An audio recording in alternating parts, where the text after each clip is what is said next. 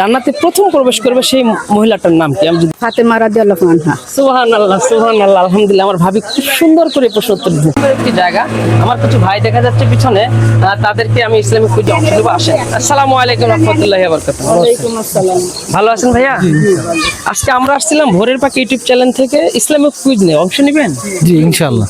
আসলে এই পার্কে আমরা নারীদেরকে অংশগ্রহণ করতে পারি না, আজকে একটু ভাবিকে নিতে চাচ্ছি অংশটা। হ্যাঁ আচ্ছা ভাবি, আমাদের ভাবি ফরজ কয়টি যদি বলতে? ওযুর পরে 4টি। মাশাআল্লাহ, আসলে অনেক সুন্দরভাবে উত্তর দিয়েছে। অবশ্যই যাদের জানা নেই জেনে নেবেন, ওযুর ফরজ 4টি, খুব সুন্দরভাবে বলেছে।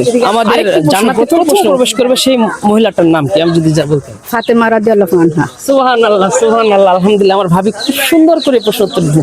আসলে অনেকের জানা নেই, অবশ্যই জানবে, মানে তো প্রচার, অবশ্যই আপনারা প্রচার করবেন। খুব ভালো লাগলো কথাটি, অসংখ্য ধন্যবাদ ভাই, আপনাদের জন্য অনেক অনেক ভালোবাসা। একটা নামাজ শিখতে পাই আমাদের ইউটিউব চ্যানেলের পক্ষ থেকে।